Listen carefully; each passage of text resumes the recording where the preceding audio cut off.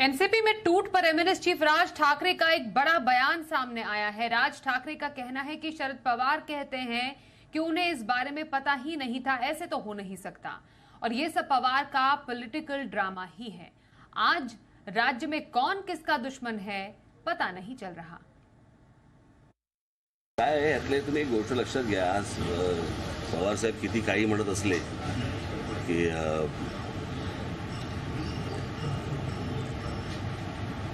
त्यांचा काही संबंध नाही या गोष्टींचा वगैरे, दिलीप वळसे पाटील, प्रफुल्ल पटेल, छगन भुजबळ वगैरे वगैरे हे असेच जाणार नाहीत। हे पाठवल्याशिवाय म्हणजे मला उद्या पवार साहेबांच्या कन्या सुप्रिया पवार ह्या मला मंत्री केंद्रामध्ये मंत्री झाल्या तरी मला आश्चर्य वाटणार नाही।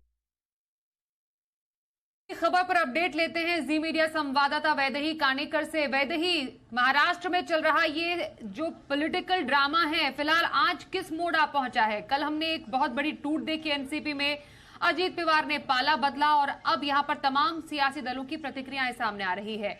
आज क्या ताजा है? जी बिल्कुल, जैसे कि हमने देखा है कि कल जिस प्रकार अजीत पवार अपने कुछ विधायकों के साथ जो है वो राजभवन पहुंचे थे, उन्होंने शपथ विधि ली, 9 उनके मंत्रियों ने जो है वो शपथ विधि ली और इसके बाद में एनसीपी 2 गुट में बटा हुआ जो है वो दिखाई दिया था। लेकिन आज का दिन काफी महत्वपूर्ण है क्योंकि आज शरद पवार जो है वो सातारा गए हैं। सातारा में वो शक्ति प्रदर्शन कर रहे हैं। खास तौर पर जो यंग जनरेशन है वो उनके स्वागत के लिए काफी बड़े पैमाने पर दिखाई दी थी। तो दूसरी ओर विधायकों का शक्ति प्रदर्शन जो है वो अजीत पवार करते हुए नजर आए हैं। उनका ये कहना है कि उनको सबसे ज्यादा समर्थन जो है वो पार्टी के सारे विधायकों से है। एक तरफ अजीत पवार गुट से ये भी कहा जा रहा है कि करीबन 40 से 42 विधायक जो है वो अजीत पवार के साथ है। तो दूसरी ओर जयंत पाटिल और जितिन रावत जो कि शरद पवार के साथ है, उनका ये कहना है कि 44 विधायक जो है वो उनके साथ है। दोनों गुट की ओर से जो है वो ज्यादा विधायक उनके पास है। ये दावा प्रतिदावा जो है वो करते हुए नजर आए हैं। दूसरी ओर ये भी हुआ है कि दोनों गुट की तरफ से जो है वो करीबन 7 से 8 याचिका जो है वो विधानसभा अध्यक्ष राहुल नार्वेकर के पास दी गई है। अब इसमें कौन नया असली गुट होगा, कौन असली एनसीपी होगी, इससे कौन गट नेता होगा या कौन चीफ व्हिप होगा, यहां तक जो है वो सारे दोनों गुट की याचिकाएं जो है वो फिलहाल राहुल नार्वेकर के पास है और इन पर कार्रवाई करने की मांग जो है वो शरद पवार इन्होंने की है। जो बागी विधायक है उन पर कार्रवाई की मांग शरद पवार इन्होंने की है। लेकिन इस कार्रवाई जो है वो ऐसे नहीं की जा सकती। कुछ कानूनी तौर तरीके होते हैं, कुछ नियम होते हैं जिनका पालन करना काफी महत्वपूर्ण है। अगर संख्या बल अजीत पवार के साथ है तो उनका एक अलग सा गुट भी स्थापित हो सकता है। ऐसी काफी सारी चीजें जो है वो राहुल नार्वेकर इन्होंने बयान की है। तो दूसरी ओर अगर हम देखें तो राहुल नार्वेकर देवेंद्र फडणवीस इनसे मिलने के लिए गए थे, उनसे मिलने के लिए अजीत पवार भी गए थे।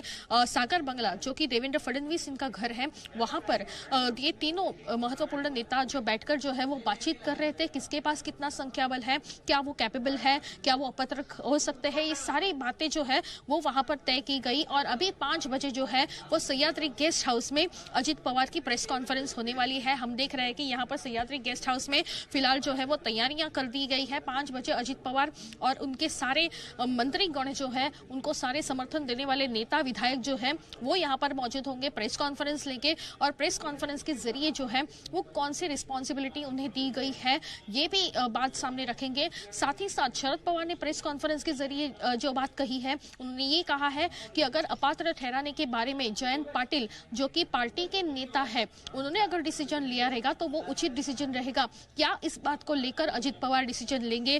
क्या अजीत पवार का जो नया गठ है उस गठ का नेता जो है वो खुद अजीत पवार होंगे और उनका चीफ व्हिप कौन होगा, इस पूरे मामले को लेकर जो है वो क्लैरिफिकेशन शाम को 5 बजे वो खुद करेंगे। और साथ ही साथ किसी और लोगों को जो है वो अपनी संगठनात्मक जो जिम्मेदारी होती है वो देने की कोशिश भी उनकी रहेगी। तो आज का दिन जो है वो अजीत पवार के लिए काफी महत्वपूर्ण है।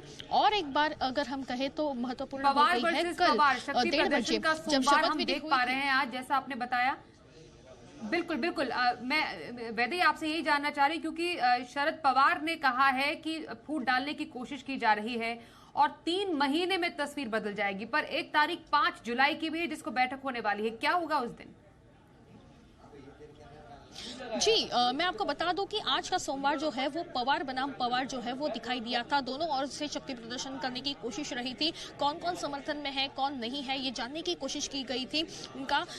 और ये आज का दिन जो है वो आज किसी को भी बात करने के लिए मनाही कर दी है। और कल का जो दिन है, कल एक उद्धव ठाकरे गुट की ओर से जो है वो महत्वपूर्ण बैठक बुलाई गई है। उद्धव ठाकरे खुद अपने नेता और अपने विधायकों की जो है वो बैठक करने वाले हैं।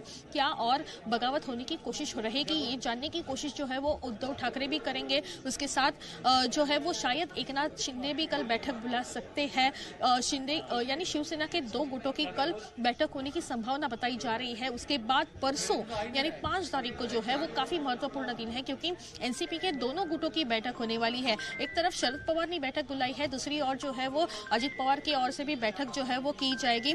और इस बैठक में कौन कौन उपस्थित रहेगा ये जानना काफी महत्वपूर्ण है, क्योंकि काफी सारे लोग जो है वो अभी भी शरद पवार इनके संपर्क में है, ऐसा शरद पवार का दावा है। शरद पवार गुट से ये दावा किया गया है कि काफी सारे विधायक जो शपथ विधि के लिए गए थे वो शरद पवार से जुड़ने की कोशिश करेंगे। अगर वो यू टर्न करना चाहेंगे, अगर वो वापसी करना चाहेंगे तो 5 तारीख तक का अल्टीमेटम है।